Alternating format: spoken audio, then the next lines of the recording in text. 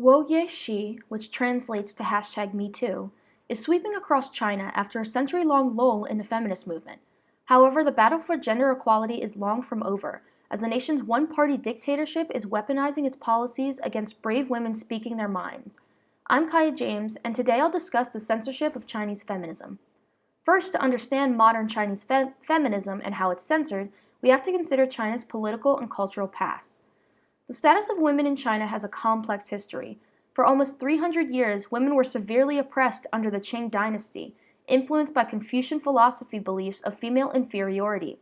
Literature of the era birthed China's concept of family values, which popularized a woman's role as serving their husbands, children, and parents.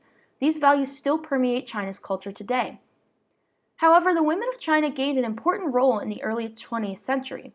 During the 1930s, women's suffrage, along with the right to choose and divorce marriage partners freely, was achieved under the KMT Nationalist Party. Women were also instrumental in campaigning for the opposing Communist Party, known as the CCP, and during the war with Japan, Chinese women existed as soldiers, propagandists, relief workers, and fundraisers. Following China's civil war, the communist government enabled more women to obtain employment and property ownership than ever before. So why is the movement suddenly being discouraged? This is because Chinese feminism has never been a principle of the Communist Party, but instead a tool. The feminist movement provided China with an opportunity to utilize women in the economic and political arena, but had no other intentions to progress gender equality. Louise Edwards, a professor at the University of New South Wales, has been researching Chinese history and the women's movement for 4 decades. She explains that although the CCP promoted women's rights, the party still regards men as being the real power holders, and women as the assistants or deputies. After 1949, feminist gains were secured through working in the party's bureaucratic structures, especially the All China Women's Federation, or the ACWF, rather than popular grassroots activism. So as long as feminism doesn't threaten, but rather supports the party and its agendas, then it's considered a good thing. Flash forward to the 70s, when feminism no longer served the CCP, the freedoms gained by women were promptly revoked, and China's tolerance to gender equality has only decreased since. Under China's current president, Xi Jinping, state-controlled organizations like the ACWF are being used to claim progressive ideologies without putting in the work. Xi has created a new era campaign, characterized by a return to the traditional values of China. Lida Hong-Fincher, an activist and author, describes the new era values in her book, Betraying Big Brother, The Feminist Awakening in China. She says they aggressively perpetuate gender norms and reduce women to their roles as dutiful wives, mothers, and baby breeders in the home, in order to minimize social unrest and give birth to future generations of skilled workers, end quote. And she isn't wrong. New era women's schools are teaching women to wear the right amount of makeup and sit with bellies held in and legs together. The CCP is considering taxing childless couples, thus wielding control over women's reproductive choices. But most prominently, Xi's new era values are cracking down on feminism and women's rights by tightening censorship of activists off and online. Firstly, the CCP is using capital punishment as a tool for censorship. For example, in 2015, 5 women were arrested for handing out informative sexual harassment stickers on public transportation during International Women's Day.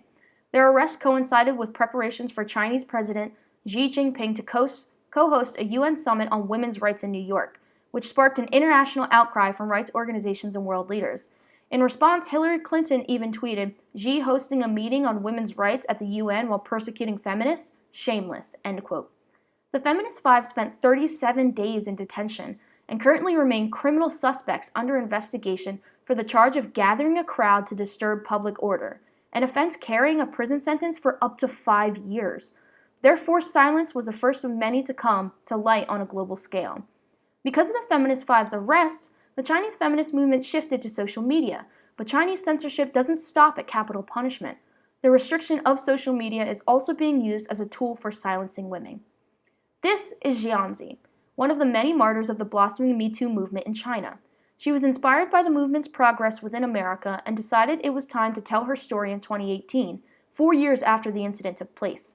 In 2014, Jianzi was interning with state broadcasting host Zhu Jun when he sexually assaulted her. That night, she reported the crime to the police and was turned away because Mr. Zhu was a national example of positive energy. The Positive Energy Campaign is a state program implemented during the new era that aims to promote good behavior in the media, and therefore Mr. Zhu's reputation could not be sullied by her claims. She also provided her dress as evidence. However, her case was thrown out for insufficient evidence this year, as the forensics office claimed the dress was nowhere to be found. Despite her large following on social media, Jianzi has been isolated from the feminist movement, as her accounts on both Weibo and WeChat have been disabled. She is also facing a countersuit of $100,000 from Zhu for defamation and emotional trauma. Without access to her following, she cannot afford to fight it. Another serious case developed just this year on November 2nd, in which famous Chinese tennis player Peng Shuai publicly accused a former Communist Party official, Zhang Gaiyao, of forced sexual relations. Since her accusations, any mention of the post has been completely scrubbed from the Chinese internet.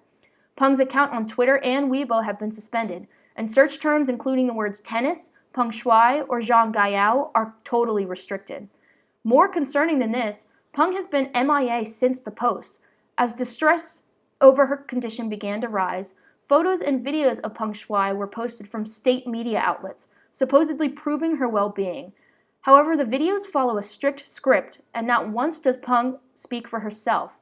As the world awaits more information on her status, social media users around the globe are asking, where is Peng Shuai?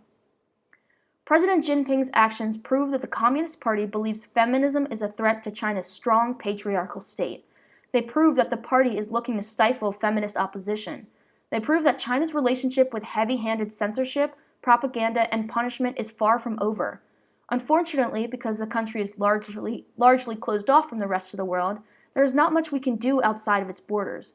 But as the feminist movement continues to withstand Chinese censorship and suppression, we can at least spread information and support the women who risk their well-being for freedom. Thank you.